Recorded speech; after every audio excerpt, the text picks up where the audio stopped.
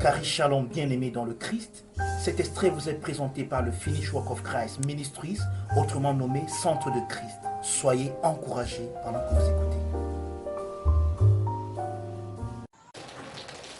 Ok, Romans chapter 16, verse 25.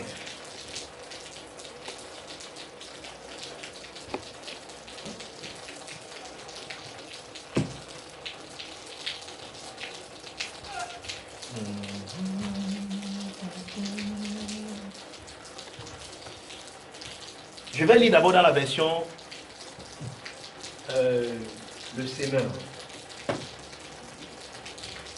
Béni soit Dieu, il a le pouvoir de vous rendre fort dans la foi, conformément à l'évangile que je prêche, en annonçant Jésus-Christ, selon la révélation du plan de Dieu, tenu secret pendant des siècles passés. Ça c'est la Bible du Semeur.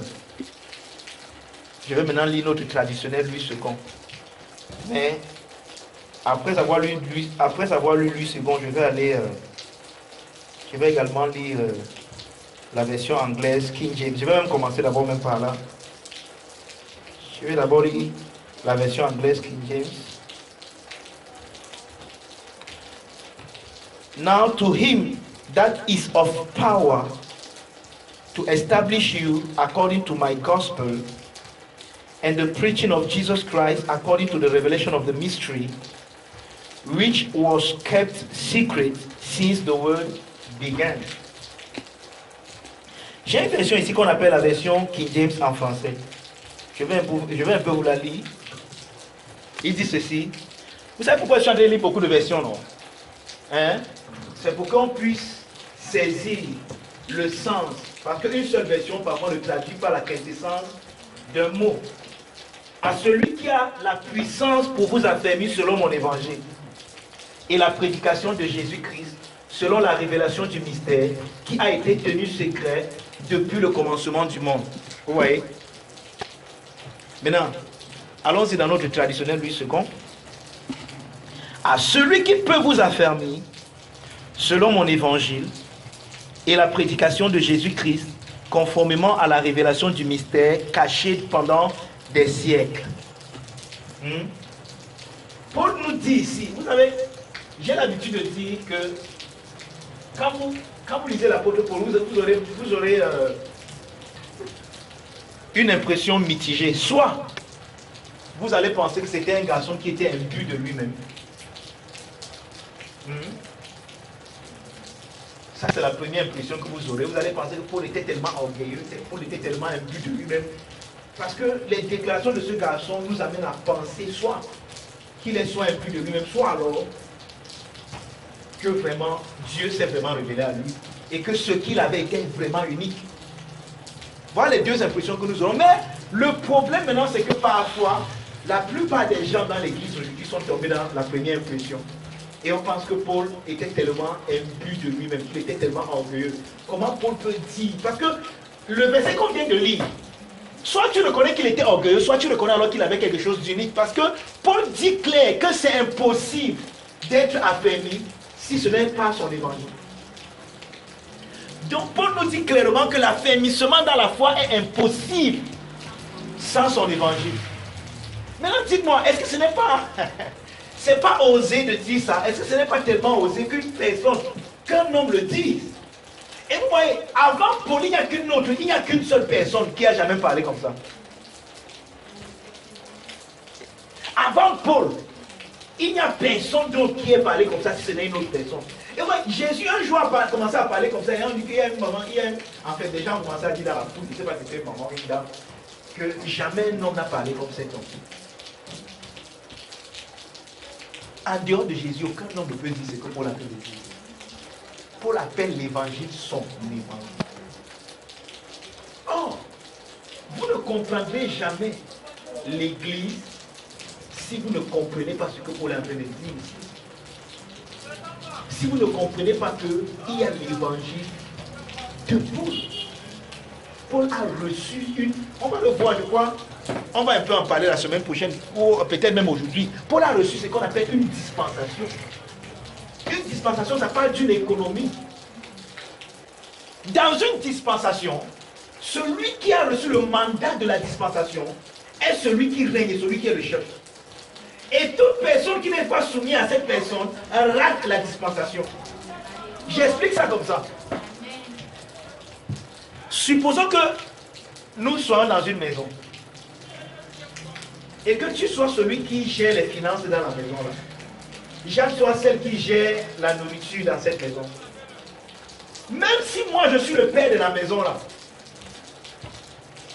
dès l'instant où la dispensation de la nourriture ou de l'alimentation de la maison a été donnée à Jacques, moi-même pour que je mange, je dois me soumettre à la dispensation de celui qui a la nourriture.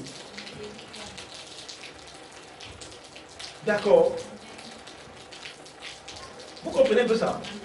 Ça va nous dire quoi? Paul, tout à l'heure on va le lire. On va lire ça tout à l'heure dans Éphésiens. Paul le dit.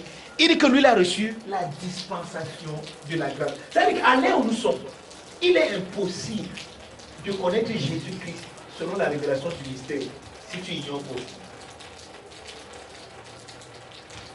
Or, voici un des problèmes que nous avons dans l'église aujourd'hui, surtout dans l'église francophone, tu veux dire dans l'église de la francophonie. C'est que parfois, nous voulons avoir le contenu de la lettre et s'en foutre de l'enveloppe. Or, nous oublions, Dieu ne met pas seulement la lettre dans une enveloppe, mais la lettre et l'enveloppe sont une et même chose. C'est-à-dire que ce n'est pas comme parfois on nous envoie les lettres et tu prends l'enveloppe, tu déchires. Ce qui t'intéresse, c'est le contenu qui est à l'intérieur. Non. Le messager et le message qui porte sont un. Je crois qu'on a déjà vu à plusieurs reprises. C'est-à-dire que quand tu envoies un homme, Dieu n'envoie pas cet homme avec un message, mais Dieu envoie cet homme encapsulé dans le message. C'est-à-dire que je ne peux pas recevoir le message d'un homme en rejetant l'homme. L'homme n'est pas une enveloppe et la lettre est le contenu. L'homme et le message sont un. C'est-à-dire que si je reçois l'homme, je le reçois avec son message. Maintenant, nous ne sommes pas paulinéens dans le sens où nous adorons l'apôtre Paul. Et c'est là encore l'erreur que certaines personnes ont commise avec la Théotokos. Je crois que je vous ai expliqué ça ici, je ne sais pas à quelle occasion. Marie est la porteuse de Dieu, que vous le vouliez ou pas. C'est vrai que maintenant que d'autres personnes en ont fait, l'ont appliqué ça, et en ont fait la mariologie, le culte de Marie. Nous ne sommes pas des mariologues, nous n'adorons pas Marie. Mais nous reconnaissons que tu ne peux pas dire que Jésus est Dieu, et dire que c'est Marie qui a accouché Jésus, et dire qu'elle n'est pas la mère de Dieu. C'est pas possible. Si tu reconnais que Jésus est Dieu, que celui qui est né de Marie est Dieu, alors reconnais au moins qu'elle a porté Dieu. Et c'est ce que l'Église appelle la Théotokos, et non la Christotokos. D'accord? Marie a porté Dieu. Et pour avoir porté Dieu, ça a fait d'elle une femme spéciale, comme ne l'oublions pas. Elle-même, elle a dit ça dans son Magnificat. Désormais, toutes les générations me diront bienheureuses. Donc si tu es dans une génération, tu ne dis pas bienheureux, tu n'es pas en train d'accomplir même la parole là. Elle a dit désormais, toutes les générations me diront bienheureux. Elle n'a pas dit qu'on va l'adorer. C'est vrai que je suis d'accord avec la prière au début, mais juste à la fin de l'histoire. Je vous salue Marie, pleine de grâce, le Seigneur est avec vous, vous êtes bénie à toutes les femmes, c'est vrai. Et Jésus, le Fils de vous en fait béni, oui. Sainte Marie, Mère de Dieu, oui. Mais priez pour nous pauvres pécheurs, c'est pas vrai.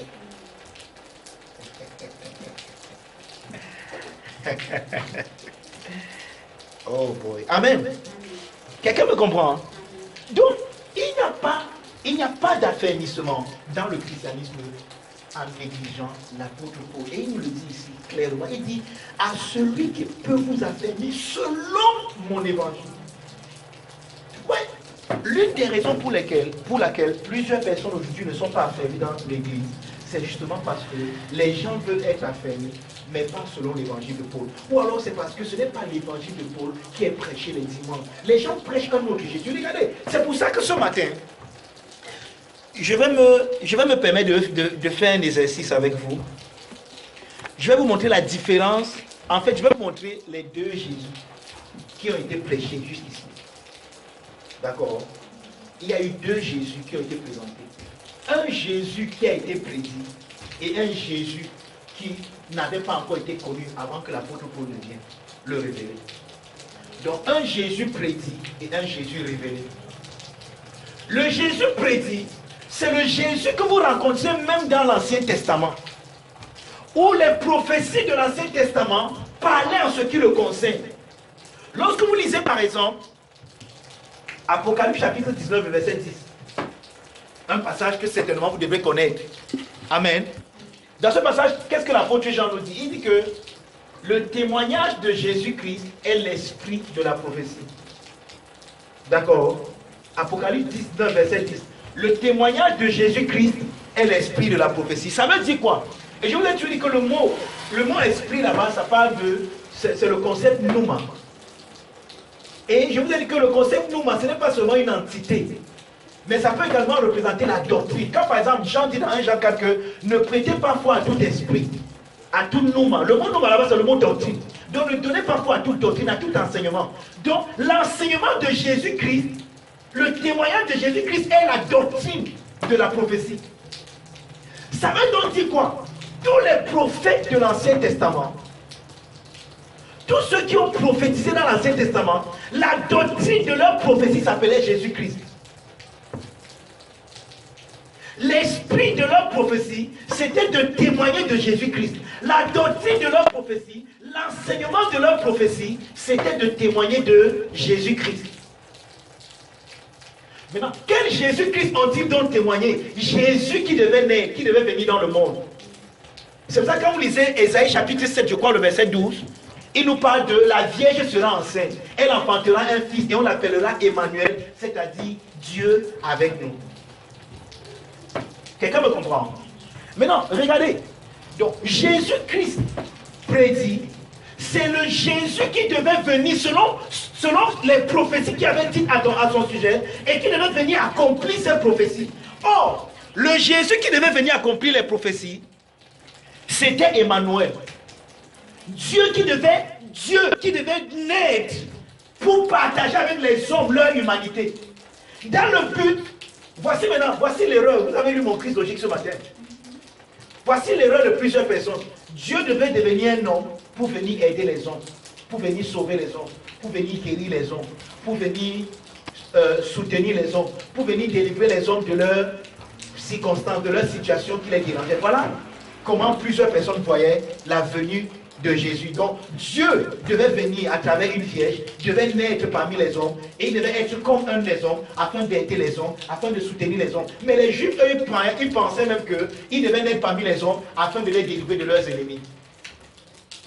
Voilà la mentalité que les Juifs avaient de Jésus qui devait venir, du Messie qui devait venir, de Yeshua qui devait venir, parce que Yeshua veut dire Dieu sauveur, l'éternel sauveur. Ils savaient que l'éternel devait venir leur sauver.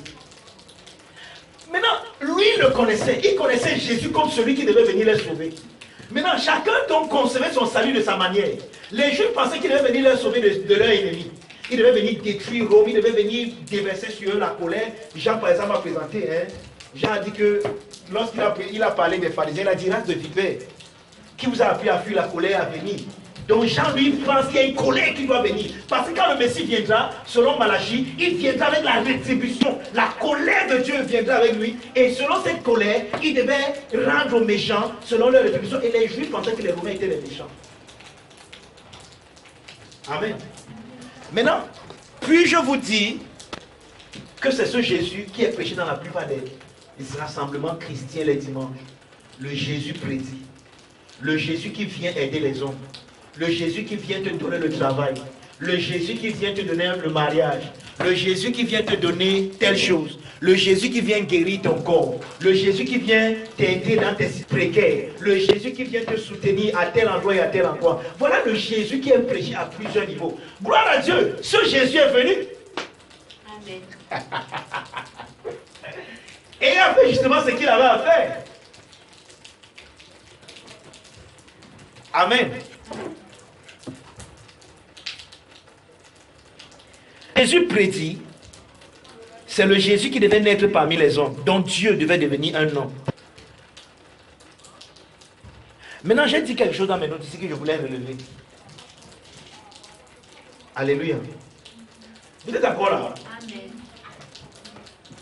Nous ne sommes pas nombreux, donc si vous ne m'écoutez pas, vous allez me fatiguer.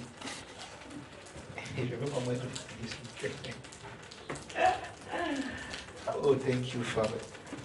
Il y a quelque chose que j'ai noté dans mes notes ici que je vais vous expliquer. Vous savez, dans l'Ancien Testament, il y a eu beaucoup de miracles, n'est-ce pas?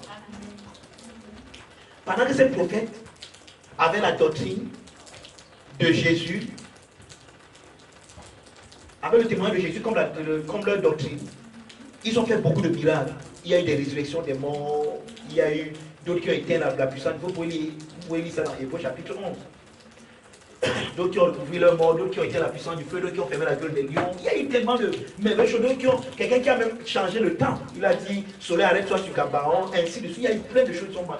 Les choses merveilleuses, extraordinaires. Ils ont eu le miracle, la manne est tombée du ciel pendant 40 ans.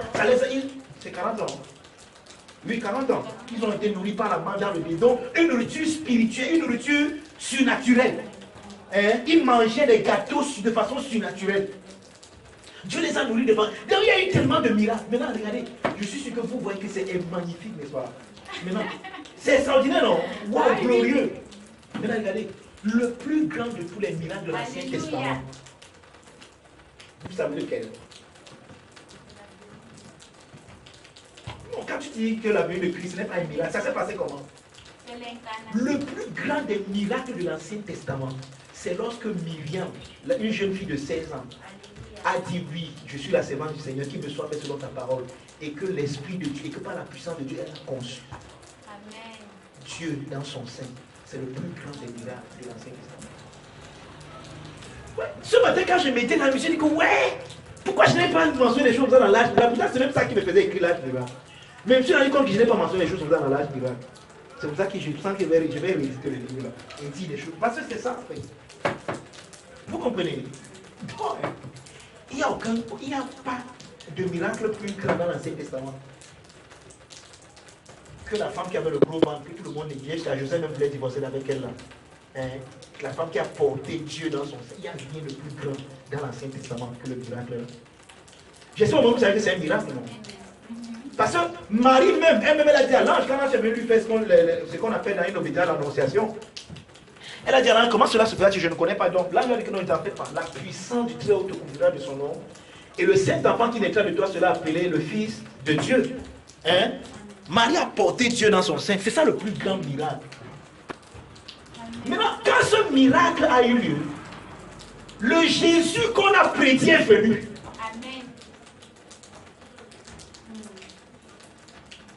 Le Jésus qu'ils ont entendu, et d'autres, parce qu'on nous dit dans Hébreux 11 qu'ils ont salué tous de loin, mais ils ne l'ont pas vu. Ils n'ont pas obtenu la promesse.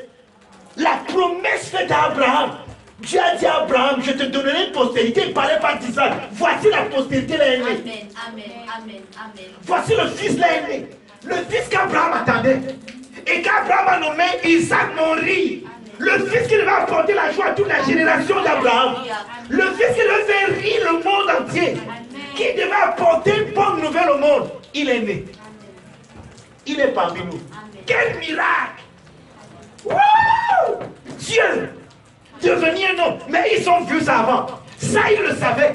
Ils l'ont prédit. Dieu devait devenir un homme. Il devait naître d'une vierge. Ça, ils l'ont vu avant. Les prophètes ont prophétisé ça. Et quand ce Dieu est venu, c'était l'ont raté. Mais je voulais vous dire que ce Jésus, on l'avait prédit. Les gens l'attendaient. Les gens savaient qu'il devait venir. Quand tu lisais, tu fouillais bien. C'est pour ça que je suis encore rentré dans ma manière avant de prêcher l'histoire.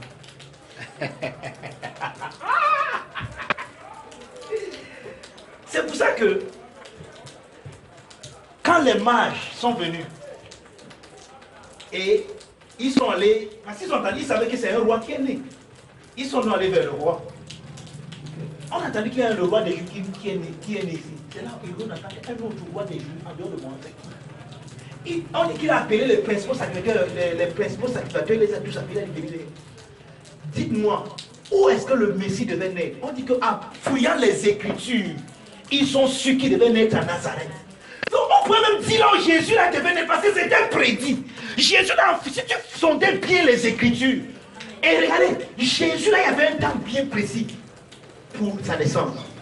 C'est pour ça que la Bible dit quand le temps fut accompli, quand le temps fut, il y avait un temps bien précis. Et tant que le temps là n'arrive pas, Jésus ne peut pas naître. Alléluia. Mais quand le temps là arrive, même si Marie n'était pas, même si ce n'était pas par Marie, par une autre personne, dès que le temps là a sonné, le Messie devait venir. Alléluia. Amen. Amen. Je suis d'accord, je suis content parce que vous dites Amen. Mais voici le problème, c'est que c'est le Jésus là que beaucoup de personnes connaissent. Un Jésus qu'on a prophétisé. Un Jésus qui devait venir selon un temps bien précis. Maintenant, il y a un Jésus que plusieurs ne connaissent pas dans l'église.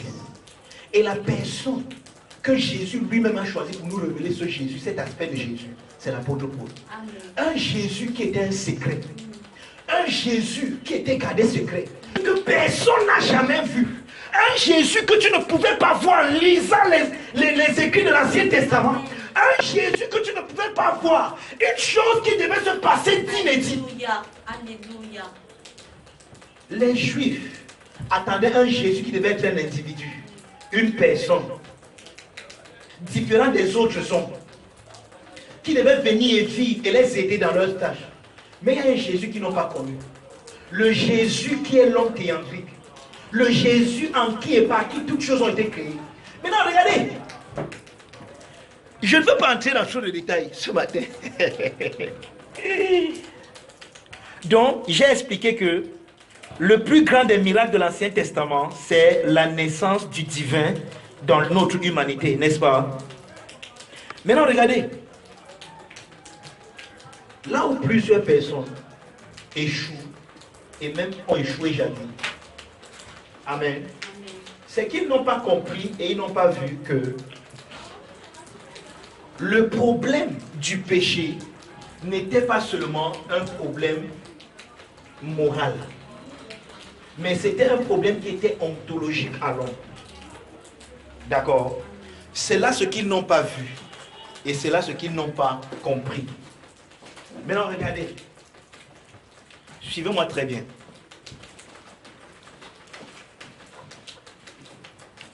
Jésus prédit, était quelqu'un qu'on attendait. Hein? Il l'attendait. Parce que les Écritures parlaient de lui. Alors tout le monde l'attendait. Mais il y a quelqu'un qu'on n'attendait pas. Il y a un aspect de Jésus que personne n'avait vu. Que Dieu a gardé secret en lui-même. C'était ça la manifestation du plan de Dieu. C'était ça la révélation du plan de Dieu. En ce Jésus, le plan de Dieu devait s'accomplir. Oh, vous qui m'écoutez, vous connaissez bien quel est le plan de Dieu. C'est quoi le plan de Dieu? Le plan de Dieu n'était pas seulement d'éradiquer le péché. Le péché devait être éradiqué pour que le plan de Dieu s'accomplisse. Mais ce n'était pas ça le plan de Dieu. Quel est le plan de Dieu? Le plan que Dieu a formé en lui-même avant la fondation du monde, c'était de partager son amour avec une race de personnes qui est créée dans le Fils. Mais ça, c'était le secret que Dieu avait gardé en lui-même. Or, le Jésus prédit, dans la prédiction de Jésus, tous les prophètes qui ont... Et suivez-moi bien, parce que ce que je suis en train de vous dire est un peu difficile à expliquer. C'est pas que je suis en train de chercher les mots pour pouvoir bien vous expliquer, pour que vous ayez une bonne compréhension. Le Jésus prédit, dans la prédication, ou bien dans la prédiction de Jésus, tous les prophètes ont omis cet aspect. Il prédisait seulement un Jésus qui viendra vous délivrer. Un Jésus qui viendra vous sauver. Et dès que les gens entendaient sauver, chacun voyait, oh, il va me sauver de mes ennemis. Oh, il va me sauver de mes problèmes. Oh, il va me sauver. Pour moi qui n'ai pas marié, il va me donner un mari. Oh, moi qui ne travaille pas, il va me donner un travail. Moi qui ne fais pas, il va me donner. Voilà, Jésus, gloire à Dieu. Et c'est ce Jésus que plusieurs connaissent. Mais Jésus prédit devait venir accomplir les prophéties afin que la promesse d'Abraham eût son effet sur l'humanité tout entière. Pourquoi? Parce que le Jésus prédit était circonscrit. C'était le Jésus des Juifs. C'était le Messie des Juifs. Jésus n'est pas notre Messie. Ça, c'est une chose que beaucoup de personnes ignorent et ne veulent même pas comprendre. Jésus n'est pas le Messie du monde. Jésus est le Messie des Juifs. Ce sont les Juifs qui attendaient un Messie.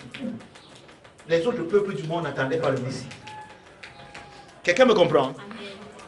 Donc, dans le Jésus prédit, je ne suis pas en train de vous dire qu'il y a deux Jésus, mais il y a deux aspects de Jésus. Alléluia. Voilà le bon mot. Peut-être que je n'ai pas dit ça tout à l'heure. Il n'y a pas deux Jésus, mais il y a deux aspects de Jésus. Oh, il y a un aspect de Jésus que les gens avaient vu avant et que tout le monde connaissait. C'est le Jésus qu'on avait prédit. Les prophéties parlaient de lui. C'est pour ça que vous allez voir, quand vous lisez les évangiles, surtout les évangiles synoptiques, vous allez voir encore une chose. On dit que Jésus a fait telle chose pour accomplir telle prophétie. Donc le Jésus est venu pour accomplir les prophéties. Quelqu'un me comprend? Mais il y a un autre aspect de Jésus que personne n'avait vu. Oh, le Jésus qui est venu accomplir les prophéties est né d'une femme. Et il est devenu un homme. Ça, c'est le premier aspect de Jésus. Amen. Jésus qui quitte la divinité à travers la kénose, le dépurement de lui-même. Il devient un homme, il se rabaisse, participe à notre humanité. Maintenant, il y a un autre aspect dont maintenant, plusieurs personnes, en interprétant ce qui s'est passé à la croix, interprètent ça seulement selon l'aspect de ce Jésus-là. Donc, quand tu demandes aux gens, Chanel, comme les pierres, les disciples de Jésus, qui est sur la croix? C'est notre Messie qu'ils ont crucifié. Et c'est ce que Pierre dit. C'est pour ça que, dans acte 1, acte 2, acte 3, acte 4, acte 5, acte 6, acte 7, jusqu'à acte 8 et 9, il n'y a pas encore l'église. Il y a la Kaal des Juifs. Ça veut dire quoi? Ce qu'on voit dans acte 2, c'est pour ça que ne prenez pas les prédications de Pierre dans acte 2, vous venez enseigner ça à l'église. Vous dites que Pierre s'adressait à l'église. Pierre ne parlait pas à l'église. Pierre s'adressait aux Juifs qui ont quitté le monde entier pour venir fêter une fête des Juifs à Jérusalem qu'on appelle la Pentecôte. Maintenant, je vais vous expliquer, je ne vais même pas expliquer, mais je vais juste vous dire, je vais expliquer ça une autre fois, le parler en langue dans sa caractéristique eschatologique. Eschatologique, c'est-à-dire dans la fin des temps. Isaïe avait prophétisé, avait dit à Isaïe que voici le signe pour vous, par lequel vous saurez que vous êtes à la fin des temps, que la fin de toutes choses. Et quand il disait que la fin du monde, le mot monde là-bas, c'était pas la fin du cosmos, mais c'était la fin de leur âge. Voici la preuve que la fin de votre âge est venue, c'est que Dieu va vous parler dans une langue étrangère. Dieu va s'adresser à vous dans une langue étrangère que vous ne comprenez pas. Donc quand la fin, c'est ça, vous pensez que pourquoi les gens ont accouru, sont venus et voir les gens qui sont ivres. C'est ce qu'ils disaient, non? Oh, ces gens-ci ont bu le bon vin, mais pourquoi ils sont venus en masse? Jusqu'à ce qu'on dit que quand Pierre péchait, il y a au moins 3000 personnes. Pourquoi plus de 3000 personnes sont venues voir 120 personnes qui disaient dans un chant qu'il fallait Pourquoi ils sont venus? Parce qu'ils ont compris. Ils connaissaient, les gars sont venus fêter la Pentecôte. Et ils connaissaient ce que la Torah dit. Donc ça les a étonnés, ils se sont dit, mais qui va nous interpréter? Qu'est-ce que ceci veut dire? C'est là où Pierre a dit que ce que vous dites là, c'est ce que vous voyez là, c'est l'accomplissement de Joël 2. Donc le parler en langue, et c'est pour ça que je ne sais pas, je n'ai pas pu arriver à ce niveau lorsque je parlais des dons de l'esprit. Il y a deux types de parler en langue. Et c'est même pour ça que plusieurs personnes pensent que ce que nous on parle n'est pas parler en langue, parce qu'ils disent qu'ils confondent le parler en langue eschatologique et le parler en langue de 1 Corinthiens 12, où l'apôtre Paul dit que celui qui parle en langue, il ne parle pas aux hommes. Oh, le parler en langue des gens, c'est parler aux hommes. Alléluia. Quand les gars sont parlés en langue d'Actes chapitre 2, ils parlaient aux hommes. Puisque les gens ont dit que comment les entendons-nous parler, chacun d'entre nous à nos propres langues. Et ils disent des mystères de Dieu. Alléluia. C'est différent de ce que nous on parle aujourd'hui. Ouais, si vous, oh, je ne suis pas arrivé. Vous voyez qu'il y a plein de choses parfois je veux vous enseigner, mais je ne peux pas à cause du temps. Ouais, je ne suis pas arrivé là alors que vous parlez des dons de l'esprit. Il fallait que j'arrive là. Il y a deux types de parler en langue. Il y a le parler en langue qu'ils ont parlé dans l'Acte 2, qui était exclusif. Nous, on ne fait pas ça aujourd'hui. Bon, c'est vrai que de façon...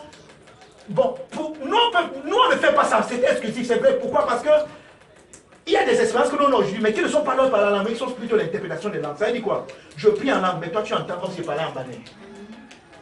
Pourtant, moi, je parle pas banais. Moi, je sais que je prie en langue. Mais toi, tu entends ma langue comme banais. Ce n'est pas leur langue là qui est, parce que leur langue a même plus eschatologique. C'est l'interprétation de ma langue. Donc moi je prie en langue et le Saint-Esprit t'interprète ça dans ce que toi tu peux comprendre. Là c'est l'interprétation des langues. Vous comprenez? Amen. Je prie en langue, toi tu entends ça en foufoudé. Moi je prie en langue, mais toi tu entends ça en anglais ou je sais pas moi en patois, en espagnol et ainsi de suite. Ce n'est pas comme pour eux. Pour eux, ce n'est pas qu'ils. Les gars ne parlaient pas Rambazotoro, ils parlaient la langue là. Alléluia. Ils parlaient la langue. Donc, si tu arrives en Espagne, moi je sais que le genre ne peut. C'était pour eux, c'était exclusif. Tu arrives en Espagne, tu n'as jamais appris l'espagnol. Comment tu llamas? Tu commences à parler. Yeah. Tu vois un peu. Oh, C'est différent du fait que je vienne. Le seul ennemi, ouvre ta bouche et parle. Les cobrocos sont dans la maison, ils entendent ça en espagnol, comme si leur prêchait. D'abord, c'est qu'ils parlent là. Mais là, c'est l'interprétation des langues. Maintenant, leur langue était exclusive. Pourquoi pas? Ça avait un but eschatologique. Dieu les avait avertis que voici le signe de la fin. Quand vous allez voir telle chose arriver, vous saurez que vous êtes à la fin de votre âge arrivé. Donc, quand ils ont vu ça, ils sont en cours, ils ont dit, qu'est-ce qui se passe? Pierre leur explique donc que voici le Jésus que vous avez crucifié. C'est pour ça que ne prenez pas les prédications de Pierre dans Acte 2, Acte 4, Acte 3, Acte 4 pour prêcher ça à l'église. Par exemple, Pierre dit que quand les gars lui ont posé la question, oh frère, que ferons-nous? Répentez-vous, que chacun de vous se convertisse, que chacun de vous se va baptiser pour le pardon de vos péchés. Donc Pierre dit que pour que les péchés des gars là soient pardonnés, il y a des conditions. Pourtant, quand Paul vient, il nous dit que pour le pardon, nos péchés ont été déjà pardonnés. Donc ne prenez pas la prédication, Pierre ne parlait pas à l'église. Il n'y a pas d'église à Acte 2, il n'y a pas d'église à Acte 3, Acte 4, Acte 5, il n'y a pas d'église. C'est un ensemble de juifs qui se sont rassemblés et qui croient que Jésus est leur Messie. C'est pour ça qu'on appelle ça le judaïsme messianique. C'est ça qu'il y avait dans Acte 2, il n'y a pas encore d'église. Avant Paul, les gens vont se fâcher, mais on va toujours dire ça. Avant Paul, il n'y a pas d'église. Parce que le deuxième aspect de Jésus n'est pas encore révélé. Amen. Il n'y a que le premier aspect de Jésus. C'est pour ça que quand Pierre interpelle, il dit que ce Jésus que vous avez crucifié, vous avez tué. Mais quand Paul va nous parler de ce Jésus qui était sur la croix, il va nous parler d'autre chose. Il va m'enlever les hommes dedans. Alléluia. Oh, thank you, Father. Oh, l'église. L'église est merveilleuse. Vous savez ce que j'essaie de vous montrer ce matin? J'essaie de vous montrer ce matin que vous êtes le plan de Dieu. Amen. En tant que membre de l'église de Dieu, vous êtes le secret que Dieu avait gardé caché en lui-même. Il avait gardé caché en lui-même pour révéler à un moment spécifique. Donc, les choses se passaient. Pourquoi vous ne vous êtes pas posé la question? Pourquoi je ne suis pas né il y a 500 ans? Pourquoi je ne suis pas né il y a 1000 ans? Pourquoi je ne suis pas né avant cette période? Dieu t'avait gardé. Et c'est qu'on dit que le meilleur c'est tout pour la fin, n'est-ce pas? Amen. Alléluia. Alléluia. Oh. Ok. Vous avez compris le premier aspect de Jésus? Le Jésus prédit. Amen. D'accord. Maintenant, quand Jésus appréhende l'apôtre Paul, il passe le même temps qu'il a passé avec les apôtres de l'agneau à les enseigner. Il a passé combien de temps? 3 ans et demi. Il prend aussi l'apôtre Paul, il le sépare dans un désert qu'on appelle le désert de l'Arabie. Il enseigne à Paul pendant 3 ans. Maintenant, il ne lui enseigne pas ce qu'il a enseigné aux autres. Alléluia. Ce qu'il enseigne aux autres, c'était lui qui est venu, son premier aspect, lui qui est venu accomplir les prophéties. Le Jésus prédit. Maintenant, à l'apôtre Paul, il enseigne un autre Jésus que personne n'avait jamais vu avant, qui était caché, le Jésus révélé. Amen. Amen. Thank you, Lord. Amen. À Paul, il enseigne un Jésus révélé. Amen. Un Jésus qui est le secret de Dieu, qui était caché, que les autres qui ont prédit Jésus, un aspect de lui qu'ils n'ont pas vu. Ils ont vu un Jésus qui vient les aider. Ils ont vu un Jésus qui vient les sauver. Un Jésus qui vient leur donner le mariage. C'est pour ça que ne vous étonnez pas quand nous prêchons, nous ne parlons pas souvent de ces choses. C'est parce que le Jésus prédit les actes accomplis. Afin maintenant de manifester le Jésus révélé. C'est qui le Jésus révélé?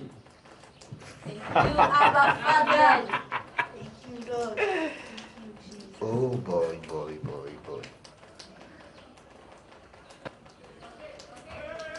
De la même manière que pour que le divin devienne un homme, il a fallu qu'il naisse, non? Hein? De la même manière, quand le Jésus prédit a fini son aspect de prédiction, il a inauguré son aspect de révélation. Et qu'est-ce qui s'est passé? Ce que vous appelez la résurrection, en réalité, c'est une naissance.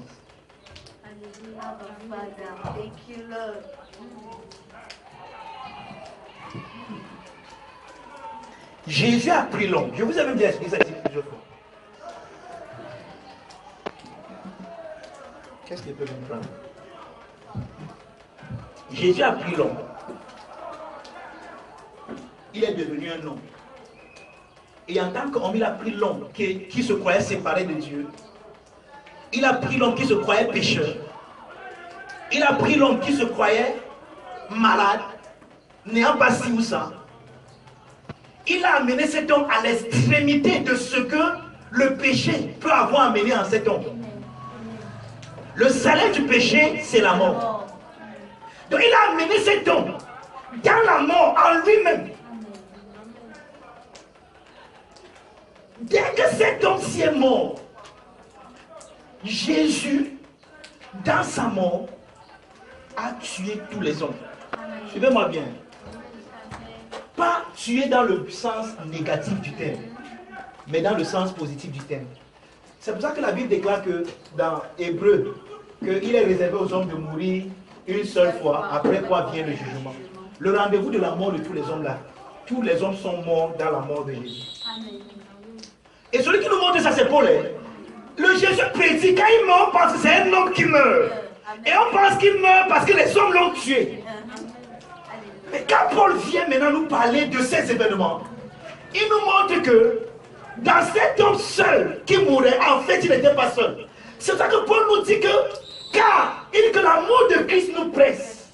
Car nous reconnaissons que si un seul est mort pour tous, alors tous sont morts dans le un seul qui est mort pour tous. Alléluia. Donc, Paul nous dit que le type qui était sur la croix là, que vous pensiez qu'il était un, en fait en lui il y avait tous. Amen. Tous étaient en lui. Ça c'est un Jésus que, vous voyez, regardez, quand les yeux de tous ceux qui regardaient Jésus sur la croix ne voyaient pas tous en lui, on voyait une seule personne. Amen. Il faut maintenant que quelqu'un vienne enlever le voile. Alléluia. C'est pour ça qu'on appelle ça le Jésus révélé. Le Jésus qui était caché. Alléluia. Il était en ce Jésus seul.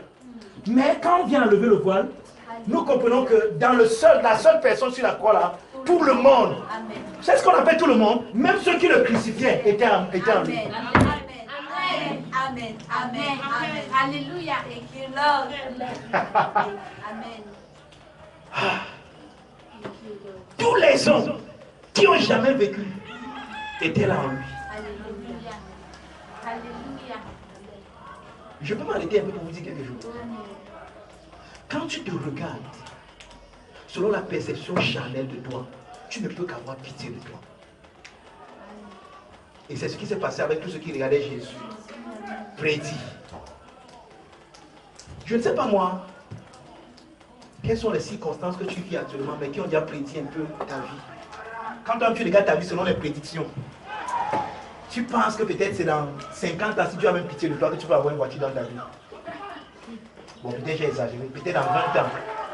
Si tu as trop pitié, parce que quand tu regardes, selon la prédiction de ta famille, qui a même déjà eu la voiture dans ma famille, mon père n'avait pas la voiture, ma mère n'en avait pas, mes grands frères n'en ont pas encore, mes tantes, mes oncles, bon, quelques-uns ont. Quand ils regardent même ma vie, qui a avoir pitié de moi, me donner une voiture. Ouais, ça c'est la prédiction. Et quand tu vis selon la prédiction de toi, tu ne peux qu'avoir pitié de toi. Tu regardes ta vie selon les circonstances autour de toi. Ouais, telle chose ne marche pas dans ma vie. Ouais, telle chose ne donne pas. Ça, c'est la prédiction. C'est les choses que tu peux prédire selon les approvisionnements que tu as. Quand je regarde mon compte bancaire, je sens qu'ils me font garder l'argent comme ça pendant 10 ans. Pour penser même que moi, je vais construire ma part de maison. Je vais m'acheter un terrain un jour. Ça, c'est toi dans l'aspect de la prédiction. Ah! Hey! Mais toi que je suis venu te montrer ça. Thank you, Lord. Thank you, Father. Thank you, Jesus. Amen. Thank you, Abba, Father. Thank you, Lord. Thank you, Lord. Jésus, selon la prédiction, faisait pitié, frère. C'est pour ça que les gens ont même encore le toupet de se moquer de lui. Ouais, ayo, on t'avait bien dit, Yeshua. Hein? Un gars brillant comme toi, intelligent. On t'a dit, viens te joindre à nous, tu refuses. Ouais, tu as dit que t'es chaud de l'église, si regarde. Ouais, t'es nu. Sur la croix, 33 ans, un jeune gars qui a un avenir prometteur comme toi, intelligent. Tu as guéri les malades, tu as resté les morts. On t'a dit que viens, joins-toi à nous. Tu as dit que nada, je suis l'envoyé de Dieu. Regarde alors, c'est Dieu qui l'a envoyé. Regarde-toi. Regarde l'envoyé de Dieu. Ok, tu as sauvé les autres, sauve-toi alors toi nous aussi, mais non, on voit. Ça c'est celui dont on peut se moquer encore. C'est l'aspect prédit de Jésus.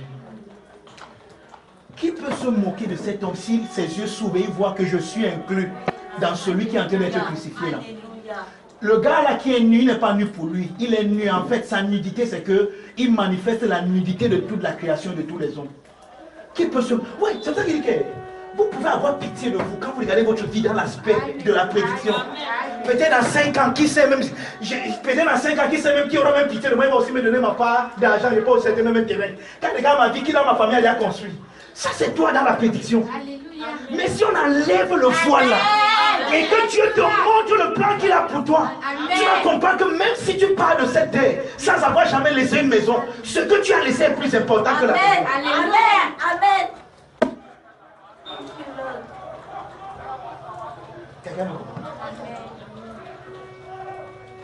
Quand tu commences à te voir, ouais, c'est pour ça que ce n'est pas étonnant. Paul dit, et il est clair, et je le répète, tu ne peux pas être affermi si tu ne comprends pas cet aspect de toi. Parce qu'en fait, ce Jésus révélé, c'est toi révélé.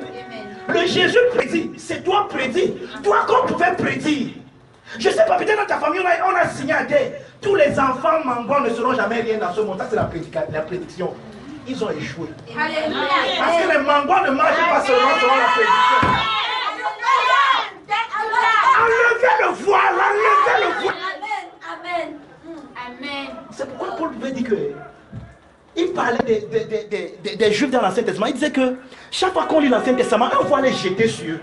Et ils ne peuvent pas voir l'aspect révélé de Jésus. Il dit que mais nous regardons comme dans un miroir avec des visages découverts. Je prie ce matin que ton visage soit découvert. Que le voile se brise. Et que tu commences à te voir à la lumière de Dieu de toi, frère. Chaque jour de ta vie, tu vas marcher étant contente. Tu vas marcher étant joyeuse. Tu vas dire, moi désiré, je sais à qui je suis. Je connais ce qui m'appartient. Je ne suis pas n'importe qui. Quelqu'un me comprend? Mais pourquoi tu pleures? Pourquoi tu t'inquiètes? Pourquoi tu es inquiète? Parce que tu regardes ta vie sur l'aspect de la prédiction. On avait même dit, telle personne avait même dit, oui, que dans ma famille, personne ne va même se marier. Ils avaient dit, c'est normal. Ils ont dit, Jésus est venu accomplir cet aspect de la prédiction. Oui, gloire à Dieu, ils ont dit. Mais il y a quelque chose que personne ne pouvait dire. Il y a un toit que personne ne pouvait voir. Alléluia. Dieu a caché ce toit en lui-même. Pour voir le toit là, il fallait que quelqu'un aille en Dieu. Et comme personne ne pouvait aller en Dieu, Dieu a caché cet aspect de toi en lui-même pour le manifester à un temps bien précis. Et je suis venu te dire ce matin que voici la saison. Alléluia. Thank you, Lord. Voici le temps. Merci, Seigneur. Oh boy. J'ai envie de prêcher un genre d'enseignement comme ça dans un stade que les gens comprennent qu'ils sont en Christ. Merci, Père. À la radio qu'ils comprennent. Oh boy.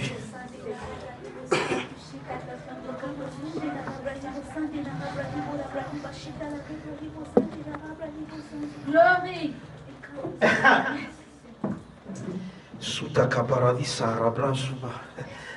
Oh boy, excusez-moi, je suis tellement touché parce que moi-même je dis que... Regardez frère, regardez.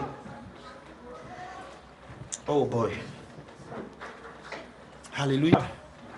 Alléluia. Alléluia.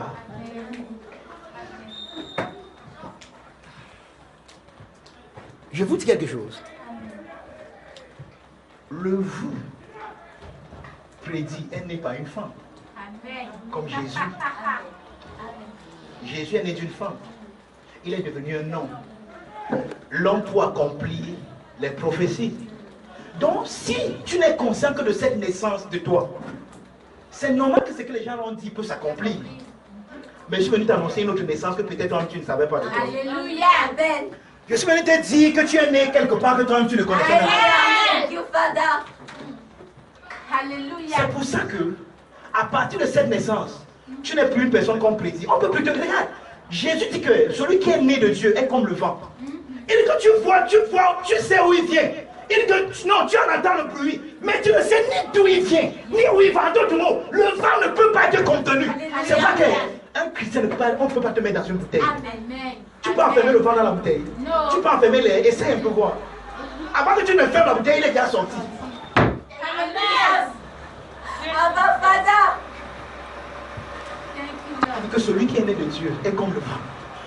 Tu peux seulement voir les effets, tu entends le bruit, ça te touche. Mais dis que ça sort même de pas. Mais ça te touche, tu entends les effets, mais tu ne peux pas le maîtriser. Il n'est plus maîtrisable. Il n'est pas prédit. Celui qu'on prédit, on peut le maîtriser. C'est moi qui te donne un d'éveiller, non? Je te donne pas, mais tu ne manges pas aujourd'hui. Ça, c'est quelqu'un qu'on prédit. Je ne mange pas, hein, mais tu sais pas. J'ai une nourriture que vous ne connaissez pas. J'ai une nourriture que vous ne comprenez pas. Amen. Thank you, Lord.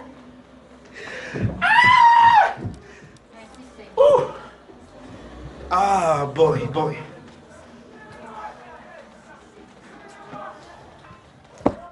Regarde comment il avance même pas dans mon message. Oh.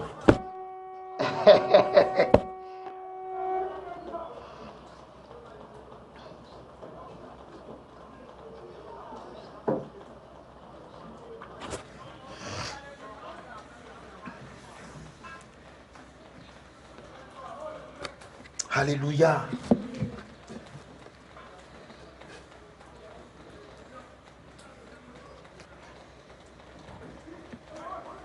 Oh boy. I am glad I belong to Jesus. I belong to Jesus. I belong to my Lord. I am glad I belong to Jesus. I belong to Jesus. I belong to my Lord. I am glad I belong to Jesus. I belong to Jesus. I belong to my Lord. I am glad I belong to Jesus. I belong to Jesus. Je vais vous dire, l'une des erreurs que nous faisons, chaque fois que nous parlons de la nouvelle création que nous sommes en Christ, c'est que nous la comparons à celui qui est prédit. Nous pensons, voici comment nous pensons à la nouvelle création. Le moi qui était avant, désiré d'avant, qui mentait, qui volait, c'est lui que Dieu a pris, maintenant il a changé seulement. Donc en fait, nous parlons de la nouvelle création comme un changement de moralité. Voilà comment nous prenons la nouvelle création. Donc comme si c'est nous toujours, mais maintenant que Dieu a changé simplement au niveau moral, donc nous avons reçu les enseignements du Christ qui ont fait qu'on change de moralité. Et maintenant dans cette nouvelle moralité, nous sommes une nouvelle création. Faux! C'est un peu comme si tu me dis qu'avant que Siré ne naisse dans le sein, avant que Siré ne soit dans le sein de Sarah et qu'il ne naisse, tu le connaissais pas. C'est pas que tu ne peux pas dire que Siré, prends la nourriture, aide-moi, fais-moi un peu comme tu peux pas dire que le bien, tu ne peux pas lui dire toutes ces choses. Quelqu'un me comprend? Mais regardez, dès l'instant où Siré sort du sein de Sarah et qu'il commence à grandir, maintenant on peut entrer en relation avec lui. Avant, le toi révélé, avant que tu ne naisses, tu n'existais pas. Amen. Tu existais dans un aspect prédit. Où un marabout pouvait te faire n'importe quoi.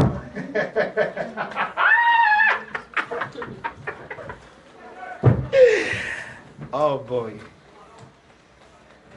Oh, mon message est trop surpris ce matin parce que moi, je n'arrive pas à avancer.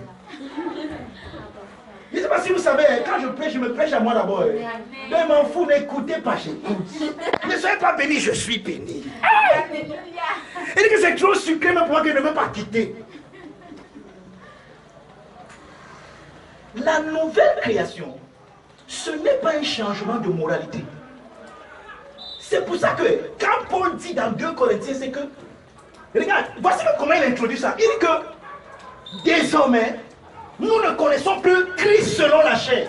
En d'autres mots, le Christ prédit, c'est le Christ qui peut être connu selon la chair. Le vous prédit, c'est le vous, quelqu'un n'a pas besoin de révélation pour te connaître. Regarde, quand il te regarde ce matin, même si c'est un païen, même si c'est un fou même qui vient là, qui a un peu ses sens, il va te dire que Rosine a fait une coiffure qui tombe comme ça, il n'a pas besoin de révélation. Il va dire que Naomi est en train de toucher son habit comme ça, il n'a pas besoin de révélation pour ça. Qu'elle a en train de toucher son œil comme ça, il n'a pas besoin de révélation. Mais il ne peut pas dire autre chose que ses yeux ne voient pas de Naomi. Il va se limiter à ce 5 sens. Donc selon que ses yeux voient, son cerveau interprète, voici qui tu es. Vous voyez un peu? Il dit que désormais nous ne connaissons plus Christ selon la chair. Il dit que si on l'avait connu même comme ça avant, désormais, il dit que si quelqu'un est en Christ, il est une nouvelle création. Les choses anciennes sont décédées. Le mot passé là-bas. Le mot passé veut dire qu'elle s'est décédée. Amen. Les choses anciennes sont décédées. Alléluia. Voici, toutes choses sont devenues nouvelles. Amen. Si vous ne comprenez pas ce qu'il vient de dire, vous n'allez pas comprendre le passage qu'il veut qu'on lise maintenant. Alléluia. Dis donc. Tu tombes déjà ici. Attention, hein.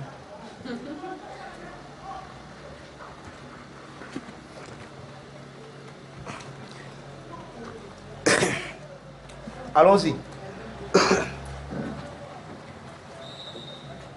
Je suis sûr que vous avez lu les passages comme ceci, vous n'avez rien compris. Colossiens 1, verset 15. Vous avez dit que Paul parle même de quoi?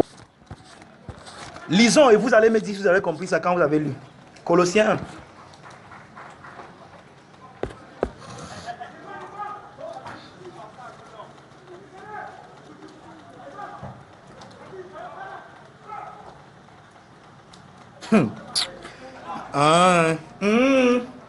Colossiens 1, verset 15 et le verset 17 à 18. D'abord le verset 15. Quelqu'un est là? Dis seulement Amen si tu es là. Amen. Il est l'image du Dieu invisible, le premier-né de toute la création. Alléluia. Hey. Comment ça? Attends. Quand j'ai lu Genèse, Jésus n'est pas le premier de la création. Le premier de la création s'appelait Adam. Avec sa femme Ève. Après, il y a eu les enfants Caïn et Abel. Après, il y a eu Seth, il y a eu les gens, il n'y avait pas Jésus dedans. Vous n'êtes pas d'accord avec moi? Ouais. Je parle seul. Vous n'êtes pas d'accord avec moi? Attends, quand on lit l'histoire de la création dans Genèse, Jésus est le premier de la création. Non. La Bible manque, on a oui. Alors, la Bible manque. Comment Paul nous dit qu'il est le premier-né de la création? Quelle création?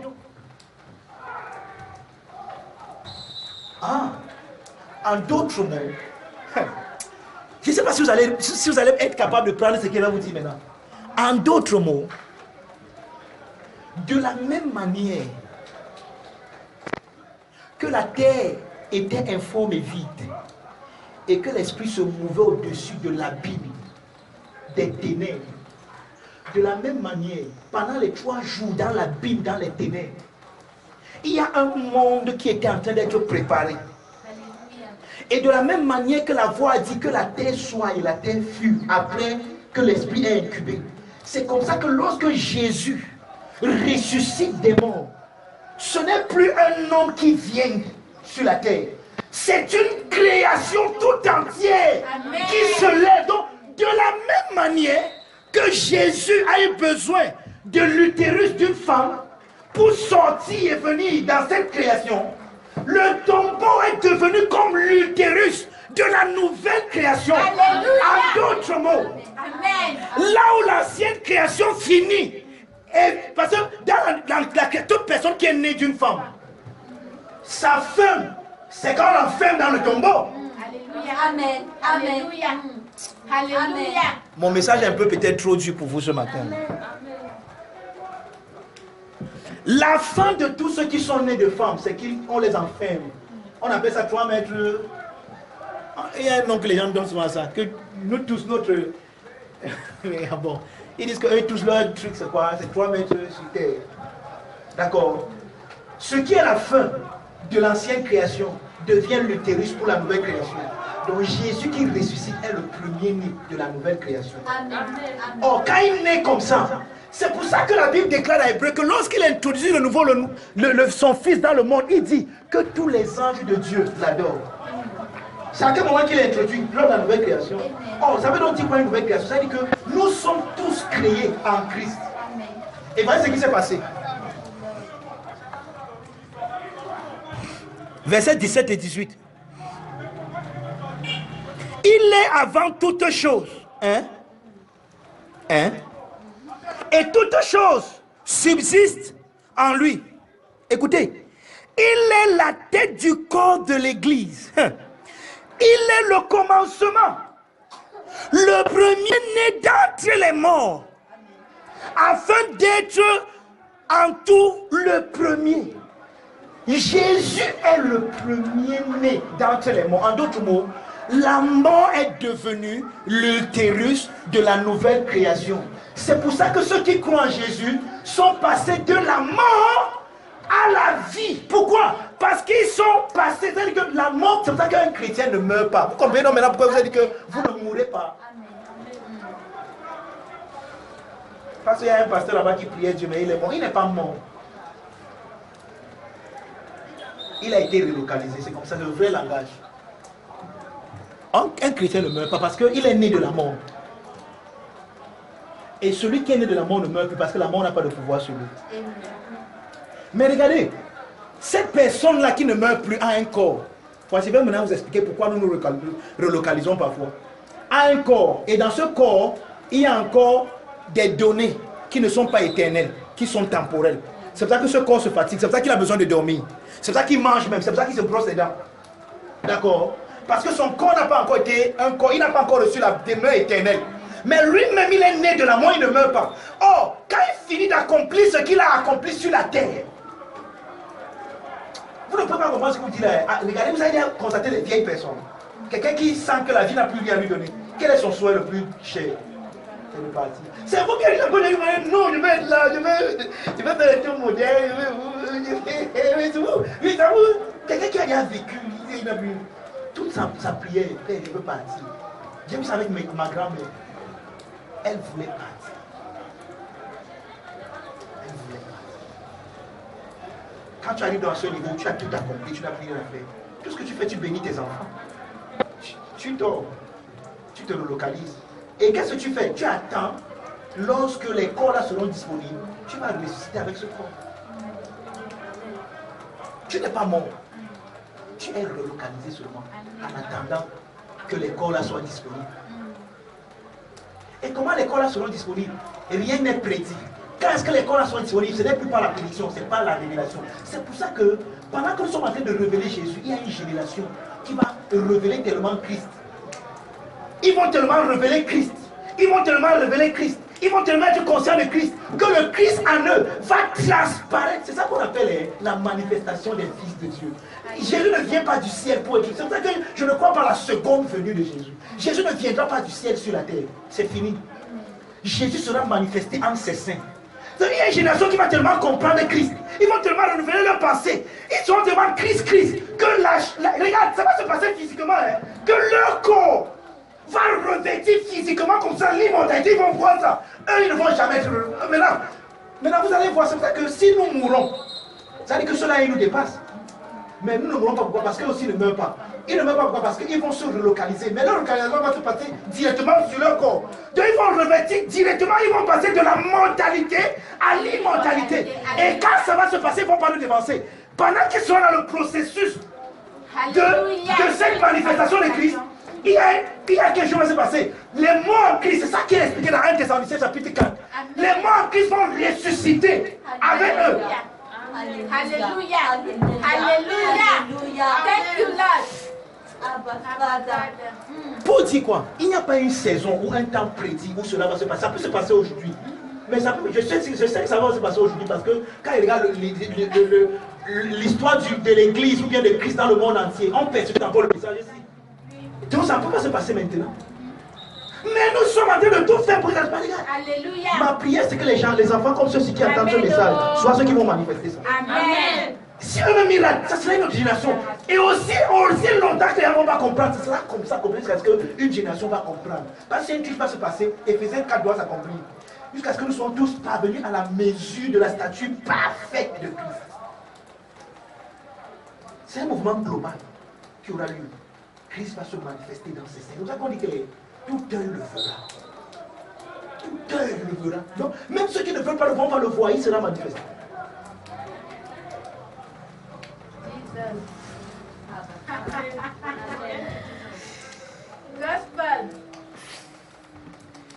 C'est quoi? Je vous fais peur. Quelqu'un dit que merde, on ne savait pas ça. Hein? Alléluia. Je parlais de l'aspect de Jésus révélé, n'est-ce pas? Quand Paul vient donc, il nous montre que Jésus est le premier-né d'entre les morts. Et en tant que premier-né d'entre les morts, il est la nouvelle... Regarde, la nouvelle création, ce n'est pas toi ou bien ce n'est pas moi. Nous sommes inclus seulement dans cette création. La nouvelle création, c'est une personne, c'est Christ. C'est Jésus qui est la nouvelle création du Seigneur. Et dans cette création, tous les hommes... Parce que la première chose que Christ a fait, Christ est trop sage. Et c'est les pères de l'Église qui nous enseignent. Ça, c'est un théologumène, ce n'est pas écrit dans mon Bible. C'est un théologumène. Et c'est les pères de l'Église qui nous enseignent ça. Quand Christ est allé en enfer, après 3 jours, quand il est ressuscité, les premières personnes qu'il a ressuscité avec lui, c'était Adam et Ève. Alléluia. Regardez la sagesse de Dieu. Tous les hommes qui naissent d'un corps sont en Adam. Or, si Christ a pris Adam et Ève, vous pensez que vous allez trouver Adam en enfer? Il n'est pas en enfer, il est au ciel en ce moment. Il est dans la nuée des témoins. Adam est en train de communier avec nous, comme nous sommes en train de communier maintenant. Il est dans le corps. Il est dans le corps de Christ. Amen. Allez demander à ma fille, tu as fait comment prendre la peau, tu as fait comment marier le fruit.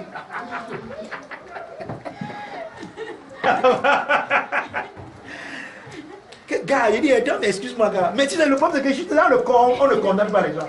Dans le corps, on regarde les gens en Christ. Et en Christ, tu peux aller voir comme ça. Mais sinon, on va lui demander, tu as fait comment? Et comment les gens souffrent. À cause de toi, tu as pris la peau. Pourquoi tu as pris ça? Tu ne peux pas laisser la pomme du pâté là, c'est tranquille.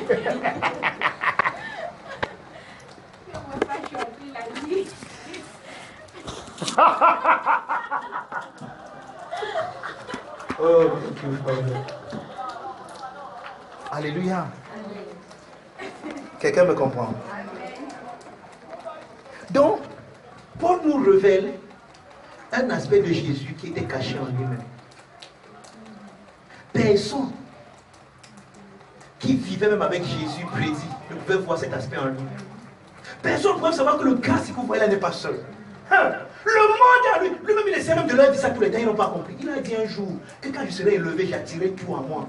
Et on dit qu'il parlait du genre de monde dont il mourra. Mais les gars entendaient, mais ils ne comprenaient pas. Comment il va attirer tout? Il n'a pas dit tous les hommes, il a dit tout. Toute la création était en lui, sur la croix. Et c'est Paul qui nous fait comprendre ça. C'est là que Paul nous dit que Dieu était en Christ. Amen. That's right.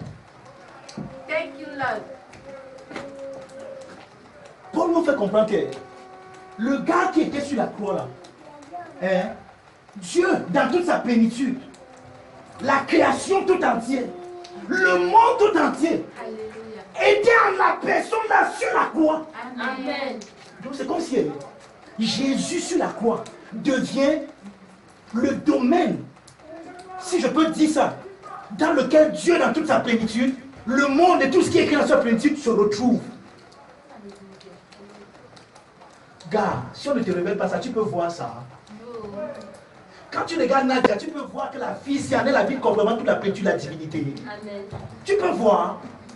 Regarde la petite Nadia, une petite Nadia comme ça là. Elle me parle même pas, une petite Nadia. Oh, tu pointes le doigt sur Dieu dans toute sa plénitude. Tu dis à Dieu que regarde-moi. Regarde-moi Marie, regarde-moi Marie, regarde. Tu ne sais pas que tu pointes le doigt sur Dieu. Maintenant, si Marie sait qui elle est, va juste dire, elle va dire, Père, pardon, là, elle ne sait pas ce qu'elle fait. Amen. Elle ne va pas venir combattre. Et c'est ce que Jésus a fait. Il n'est pas des années que vous savez que je suis, je vais vous maintenant vous montrer. Un jour, Jésus a juste voulu un peu montrer, faire un peu, donner un peu l'avant-goût de cette gloire à certains de ses disciples. Il les a amenés sur une montagne. Et sur la montagne, là, Jésus a un peu laissé transparaître de son corps la gloire qui était à l'intérieur de lui. Quand les gars ont vu ça, c'est ce que les gars ont dit. C'est pour ça que vous avez même dit ça ici, pardon, ne partons plus nulle part. C'était tellement beau de dire là que Pierre dit que pardon, faisons-nous 3 ans, on ne descend plus. Nous on vit donc, Pierre ne pense pas, Pierre qui parle ça, Pierre est marié, il a oublié sa femme. Pierre a les enfants, il a oublié ses enfants. Wow. Pierre avait une bague, il a oublié sa bague. Pierre a oublié tout, il dit que non, il fait beau d'être ici. Frère, quand tu commences à marcher, selon toi, révélé, les gens sont contents d'être à côté de toi. Amen. Amen. Les gens sont bénis. Donc, quand quelqu'un vient de toi, c'est pas que tu lui donnes à manger, c'est pas que tu lui donnes à boire, c'est pas que tu lui donnes l'argent. C'est pas que. Alléluia. Venez dans notre culte. On donne la nourriture là-bas. Non, il n'y a plus que la nourriture. Amen. Tu dis que viens écouter, tu vas même plus vouloir partir. Tu vas dire que parce que c'est fini. Pourquoi c'est fini vite comme ça? Moi, je voulais encore entendre. Quand tu commences à marcher selon le toi qui est révélé. C'est pour ça que dans notre Christ aujourd'hui, dans notre homologie, il y a un endroit où on fait quoi? Dans on parle d'amour. On dit je ne me fane pas, je ne tarie pas. On ne se fatigue pas de moi. Je ne me démode pas. Je suis actualisé tous les matins. Alléluia. Thank you, Lord. Amen. Thank you, Father. Ah, boy.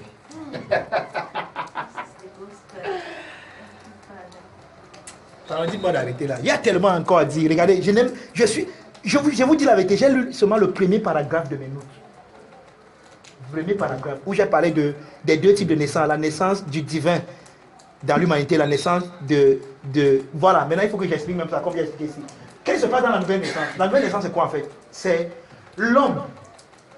Dieu est devenu un homme par la kénose, n'est-ce pas? À travers ce qu'on appelle la théosis. Parce qu'il y a deux mouvements. Le mouvement de Dieu vers l'homme, ça s'appelle la kénose. Le mouvement de l'homme vers Dieu, ça s'appelle le théosis. Je ne sais pas comment vous appelez ça en français. C'est-à-dire que il y a l'humanisation de la divinité et la divinisation de l'humanité. Donc, pour la première fois, écoutez-moi très bien, s'il vous plaît, et vous allez comprendre. Pour la première fois, dans le périchorésis, quand Jésus est ressuscité, un homme est né dans le périchorésis. Alléluia. Ah, vous n'avez pas Alléluia. Jusqu'à présent, la périchorèse était constituée du Père, du Fils et du Saint-Esprit. Dans le Fils, il y a eu une création. Mais la création ne pouvait jouir que de la divinité dans le Fils. Mais le Fils n'est pas encore un homme. Le Fils n'est pas encore un avec la création. Quand le Fils naît, il devient un avec... C'est pour ça que, si vous cherchez à comprendre, c'est pour ça que quelqu'un, je disais un peu à l'émission, tu disais que si tu comprends, je sais que c'est l'écriture. Par moment, quand vous expliquez, vous comprenez pas, regardez, la création en lui. Mais il entre dans la création en lui. Vous voyez que c'est bizarre. C'est bizarre, non? C'est pour ça que c'est Dieu. Mais comprenez seulement ça, c'est ce qui est vrai. La création est en lui, mais il entre dans la création en lui. Il devient un homme dans la création. Dès qu'il ressuscite donc maintenant, l'homme qu'il est devenu pendant ces 33 ans et demi, l'homme qui était capable de mourir, oh Dieu ne meurt pas. Cet homme-là revient à la vie. Mais plus comme Lazare. C'est pour ça que quand les gens prêchent Lazare, ils disaient ça pas une seule autre jour. Est-ce que même Lazare, quand Lazare est revenu ton monde, on a dit que tu es lié dedans. Quand tu es, même quand tu es chrétien, tu peux être lié. Il dit que tu ne comprends bien. Nous ne sommes pas nés de nouveau selon Lazare. Quand Christ naît de nouveau, c'est ça que beaucoup de personnes ne comprennent pas. Quand Christ revient des morts, Jésus ne ressuscite pas. C'est vrai que c'est les mots qui nous manquent. En réalité, lorsqu'on parle de Lazare, Lazare n'est pas ressuscité. Lazare est revenu à la vie. Je ne sais pas comment on peut. En anglais, on appelle ça la résurrection et la ressuscitation. C'est deux choses différentes. Regardez. Par exemple, on disait dans un qu'on est venu dans un seul homme est venu la résurrection. Donc avant Jésus, il n'y avait pas eu de résurrection. Or, avant Jésus, on sait que les gens sont ressuscités. Mais il n'y a pas eu de résurrection. Pourquoi? Parce que la résurrection de Jésus est spécifique et particulière. Ça veut dire quoi? Ça veut dire que tous ceux qui sont morts, comme Lazare, par exemple, Lazare est mort après. Lazare n'est pas vivant aujourd'hui, il est mort après. Or, Jésus ne meurt plus. Amen. Amen. Amen. Amen. La mort n'a plus de pouvoir sur lui. Il ne peut pas mourir. En fait, Jésus a vaincu la mort. C'est ça qui est ressuscité en fait. Amen. Pour rester, il faut vaincre la mort. Oh, comment a-t-il vaincu la mort? Ça veut dire que de la même manière que le sein et l'utérus de Marie étaient la porte d'entrée de la divinité. Donc, Dieu est devenu un homme à travers le sein et l'utérus de Marie. Le tombeau était le sein et l'utérus. Donc, pendant 3 jours dans le tombeau, Jésus était en train la nouvelle création était en train d'être implémentée. Et après, à la résurrection, un homme est né dans la divinité. Donc aujourd'hui, quand on parle de Dieu, on parle du Père, de l'homme Dieu qui est le Fils et du Saint-Esprit. Donc éternellement. C'est pour ça que les gens qui négligent leur humanité n'ont pas compris la divinité. Dieu n'est pas devenu un homme afin de faire des hommes Dieu pour que les hommes négligent leur humanité. Regarde, éternellement sur le trône de Dieu est assis un homme Amen. Mais juste que cet homme-là n'est pas un homme qu'on peut déterminer, qu'on peut définir. Par exemple, il vient en toi comme s'il n'était pas en moi, il vient en moi comme s'il n'était pas en toi, mais il vient en nous tous en même temps. Amen. Et il remplit la création tout entière de lui-même. Mais pourtant, c'est un homme, il a un corps. Maintenant, un corps comme un corps qui est pneumatisé. On va en parler un jour.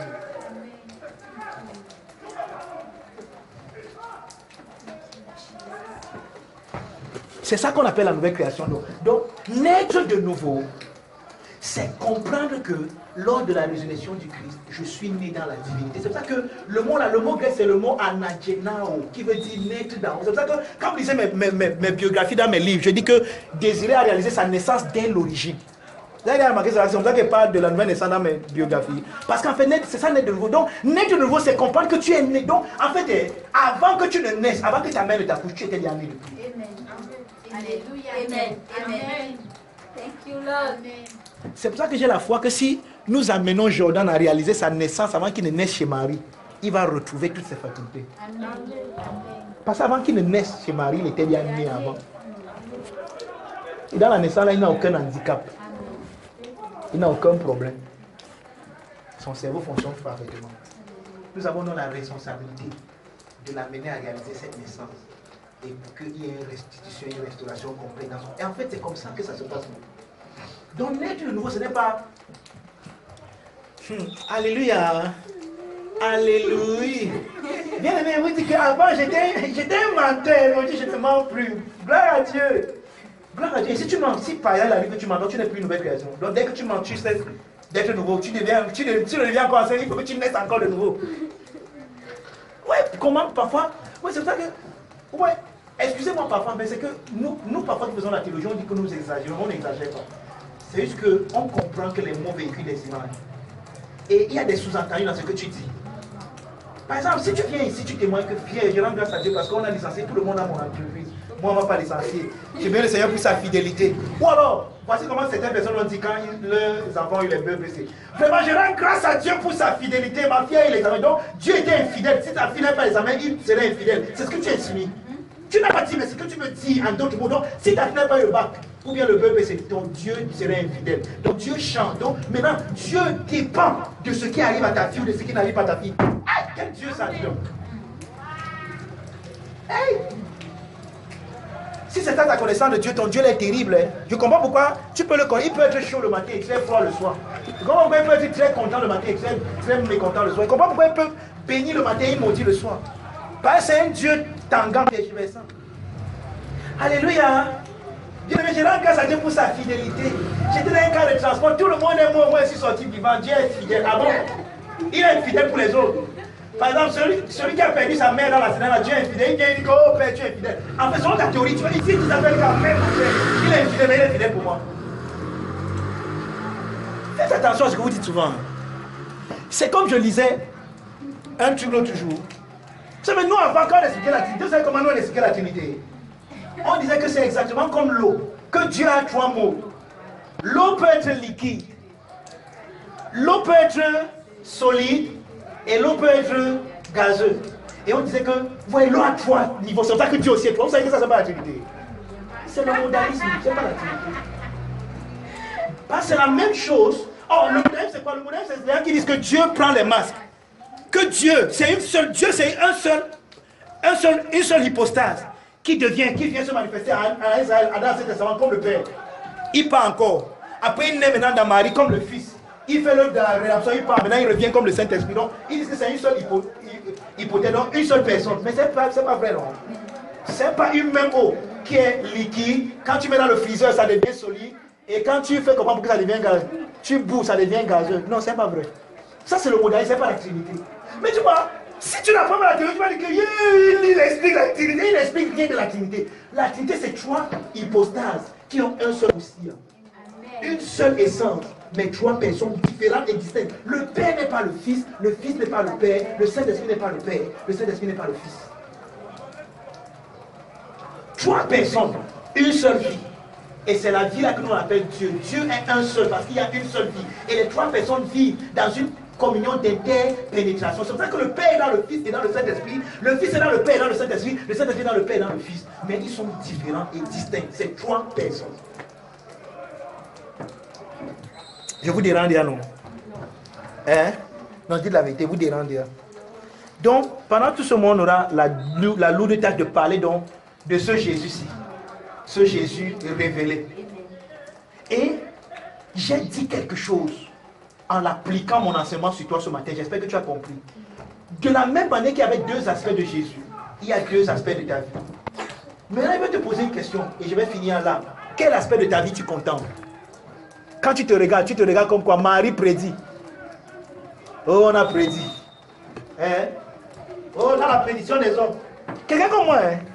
Je sais que dans la prédiction des hommes, je ne sais pas moi à quel moment ils ont prédit que j'aurai la voiture un jour. Ou même que j'aurai ma maison un jour. Je ne sais pas moi. Mais je sais une chose.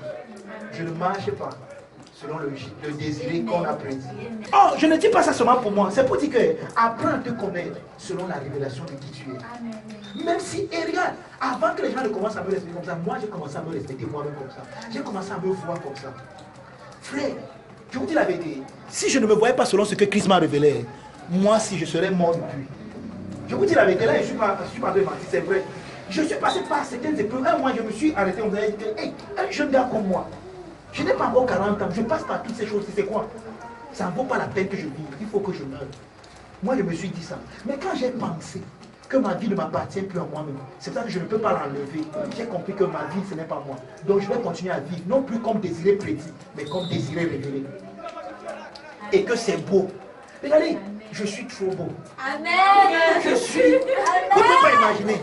Si Dieu vous ouvre, priez que Dieu ouvre vos yeux, que vous voyez même la personne qui est devant vous. Priez que Dieu ouvre un peu vos yeux, vous voyez. Amen. Vous allez m'aimer sans même vouloir. Amen. Amen. Quelqu'un me comprend? Amen. Maintenant, ce que je dis de moi est vrai pour toi. Priez que Dieu vous révèle qui est Jean. Non, sérieux. C'est pour ça que mes crises logiques, tous ces temps-ci, je ne sais pas, tu parles de tes crises logiques, non. Pardon, parle de ça, c'est important. Ce matin, on parlait de balayer. Nous voir selon la révélation de Dieu. Priez chaque fois que Dieu vous montre les gens. Cherchez à connaître les gens, non selon la chair, mais selon la révélation que Dieu a de vous. Je vous dis la vérité, vous allez aimer tous les hommes, vous allez aimer les gens. Vous allez comprendre, vous allez voir comment les gens. C'est pour ça que souvent quand les gens sont tout le monde, me dit que un jour un de mes amis m'a dit que toi tu vois seulement tout le monde bien, tout le monde est bien chez toi. Il dit que oui. C'est comme ça que moi je vois les gens. Je ne connais pas voir les gens que les gars m'a fait ci, et tu commences à juger les gens. Non, je vois tout le monde bien. Il y a une prière que nous faisons ici. Je vais finir avec ça. C'est dans quelle page? Vous qui lisez souvent ça. Là on parle de l'amour. 1 Corinthiens 13, c'est dans quelle page? Donnez-moi la page.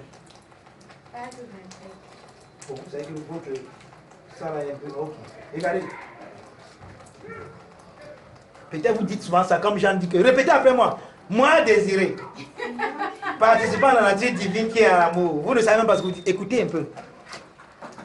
Frère, dis-moi un peu comment tu peux dire des choses comme ça de ta vie chaque matin. Et tu vois encore les gens autrement. Par l'opération de l'amour du Père en moi, je suis modéré. Je sais me contenir face à la provocation. Ce qui m'empêche de riposter précipitamment et qui m'associe à la miséricorde.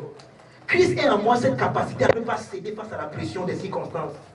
À ne pas succomber devant l'épreuve, encore moins à être découragé. Je sais attendre. Je suis plein de bonté altruiste. Je prends soin des autres. Je prends plaisir à leur faire du bien. Je suis amical et généreux. Je suis serviable et bon, gracieux. Je ne suis point envieux. Ni rempli de jalousie. Je ne suis pas motivé par l'envie, ni la possessivité. Il n'y a pas en moi le désir de priver l'autre de son dû, ou le désir d'avoir la même chose que l'autre. Je ne suis pas fanfaron, vantard, prétentieux. Je ne cherche pas à me faire valoir. Je ne parle pas avec orgueil de moi, excepté lorsqu'il s'agit de l'œuvre que Christ a achevée pour moi. Je ne me vante pas de mes propres aptitudes, compétences, encore moins de mes réalisations, mais je me vante grandement. Hey, quelqu'un n'a pas compris. Je me vante grandement. Je suis tellement fier des réalisations, du savoir-faire, des compétences de Christ en moi. Pas moi et en tant que moi. Oui, quand il vous a dit que si Dieu vous ouvre les yeux, vous allez voir que je suis beau. Je ne parle pas de mes compétences, mais je parle du Christ en moi. Là, je ne me vante pas de mes compétences, je me vante du Christ en moi. Et frère, apprenez à vous vanter du Christ en vous. Apprenez à être fier de Christ en vous.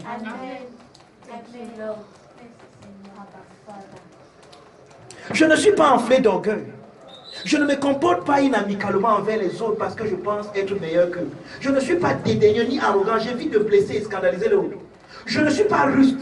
Je ne commets pas des actes inconvénients. Je me conduis avec politesse en société. Et je manifeste du respect pour les autres et leurs sentiments. Je n'agis pas avec légèreté et malhonnêteté. Je ne suis pas égoïste. Je ne cherche pas mon intérêt au détriment de celui des autres. Je ne pense pas d'abord à moi en insistant sur mes droits. Et ma bonne charité commence par les autres. Je m'occupe des autres avant de m'occuper de moi. Ça, c'est Jean. Je ne suis pas irritable. Je ne m'énerve pas facilement. On ne m'offense pas, on ne me déconcerte pas facilement. Je ne suis pas aigre, encore moins susceptible. Écoutez, je ne trempe pas le mal. Il n'est jamais le sujet de mes méditations. Je ne le soupçonne pas chez les autres. Pourquoi Jean ne dit pas Amen aujourd'hui comme ça? C'est sûr qu'elle a mal pensé de moi. Elle a mal aimé de moi. C'est qu'elle ne dit pas Amen. C'est sûr qu'elle a des mauvaises pensées. Ouais, regarde, tu es en train de soupçonner le mal chez les autres. Et ce que Jean n'a jamais pensé, tu vas penser qu'elle pense comme ça. Et il dit, oh, c'est toi qui penses, mais tu penses pour toi et pour Jean. Et quand tu penses pour toi et Jean, tu as créé une autre Jean avec qui tu bagarres. Oh, la vraie Jean est là, elle n'a jamais pensé mal de toi, mais tu as créé une autre Jean à toi, qui pense mal de toi, qui a mal parlé de toi. Et avec la Jean là, tu bagarres et tu viens, mais tu veux transposer ça sur la vraie Jean. Quelqu'un me comprend? Je n'ai aucun registre du mal ou du tort que m'ont causé les autres.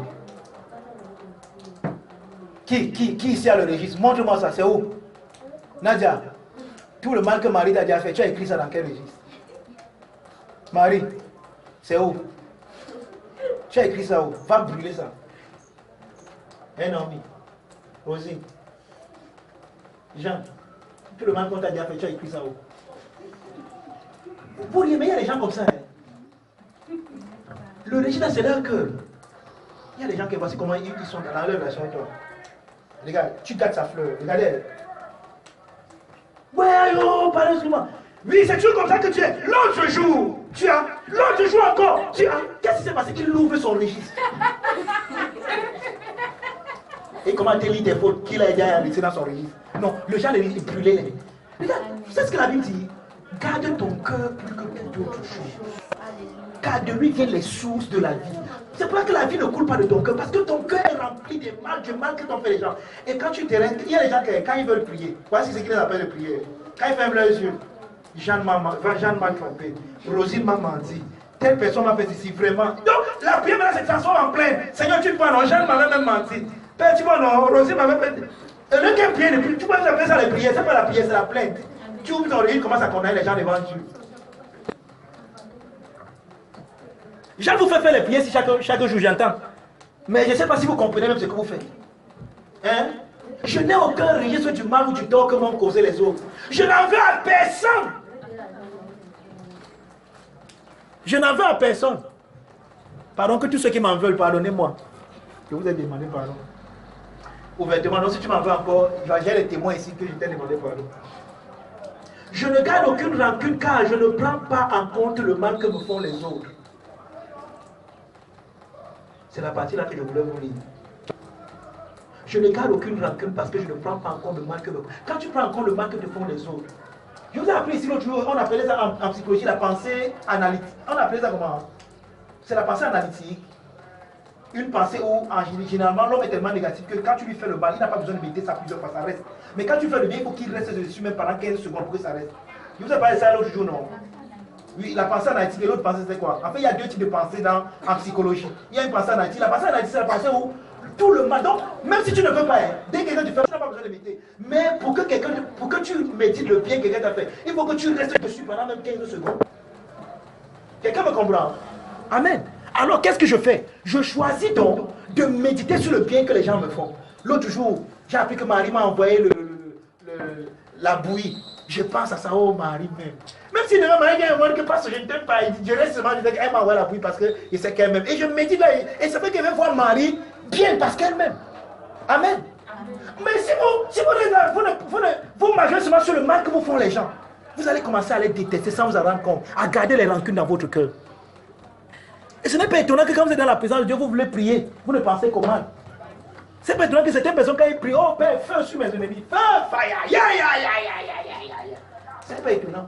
C'est les gens qui pensent du mal des autres. Ils ne voient que le mal. Une belle fille comme Naomi est demandée, ils disent que non, elle est laide. Amen.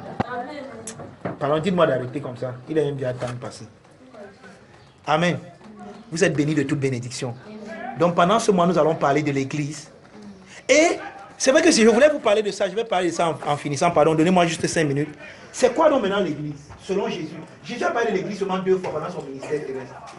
Dans Matthieu chapitre 16 et dans Matthieu 18. Or, la première fois que Jésus parle de l'église, voici comment il présente l'église. Il dit que l'église, c'est l'assemblée de tous ceux qui ont la révélation, de tous ceux qui ont la pierre. Parce qu'il a dit à Pierre que tu es pierre, sur cette pierre je bâtirai mon église. Or, Pierre est quelle pierre? Pierre vient de découvrir que Jésus est le Fils de Dieu. Or, ce n'est pas parce que Pierre est allé à l'école que Pierre a découvert que Jésus est le Fils de Dieu. Quelqu'un ne m'a pas compris. Donc l'église n'est pas l'assemblée de ceux qui ont trop fréquenté. C'est pas parce que Pierre allait dans la meilleure université d'Israël qu'il a découvert. Mais Pierre a reçu la révélation du Père. En d'autres mots, l'église c'est quoi? L'église c'est l'ensemble des personnes qui connaissent Christ selon que le Père leur a révélé. Et c'est ça la pierre. D'accord? Donc tu ne peux faire partie de l'église que si tu connais Christ selon la révélation que le Père te donne de lui. Parce que seul le Père connaît le Fils. Et seul le Fils connaît le Père. Or, quel est le but pour lequel le Père révèle le Fils? Parce que quand le Père révèle le Fils, maintenant le Fils va transposer cette révélation en te montrant qui tu es selon la révélation du Père. Donc le Père te révèle le Fils. Et le Fils te révèle qui tu es selon le Père. Voilà l'église. Et on va voir, ne vous en faites pas. Je voulais vous expliquer ça seulement à la fin, mais la semaine prochaine, dimanche prochain, c'est par ça qu'on va commencer. Donc l'église, c'est l'ensemble des personnes qui se voient à la lumière de Christ en eux. Donc ils ne se définissent plus. Donc tu peux venir ici, mais tu n'es pas membre de l'église. Quelqu'un n'a pas compris. Amen. Tu peux venir ici, mais tu n'es pas encore de l'église. Si tout ce que tu connais de toi, c'est aïe, oh, j'ai mal ici, aïe, oh, ça me fait mal ici, oh, je suis pauvre, oh, je suis. Si c'est ça ta conversation, tu n'es pas encore de l'église. L'église, c'est ceux qui disent que tu es le Christ, le Fils de Dieu vivant. Oh, tu es heureux, Simon, car ce n'est pas la chair et le sang qui t'ont révélé cela, mais c'est mon Père qui est dans les cieux. Donc l'église, c'est ceux qui marchent selon la révélation du Père pour eux. Amen. Vous êtes bénis de toute bénédiction. Amen. Père, nous voulons te rendre grâce et te dire merci pour ce mois. Merci Seigneur pour cet enseignement. Nous allons parler de l'église. Et aujourd'hui, nous avons vu les 2 aspects du Christ. L'aspect prédit et l'aspect révélé. Et nous savons qu'en nous aussi, il y a 2 aspects. Il y a un aspect de nous qui est prédit. Prédit par les événements, prédit par les circonstances, prédit Seigneur par les vicissitudes de la vie. Mais il y a un aspect en nous qui est révélé, qui était le secret de Dieu, caché en toi même avant la fondation du monde. Père, nous voulons te bénir parce que c'est cet aspect que nous manifestons dans ce monde. Cet aspect que personne n'a prédit, que personne n'a jamais vu avant, mais qui est tellement beau, tellement merveilleux, tellement magnifique. Seigneur, c'est cet aspect que nous révélons en ce monde. Et nous voulons te bénir.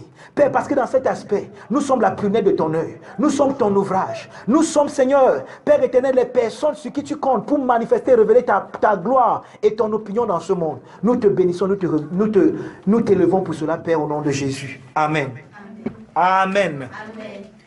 Béni de toute bénédiction.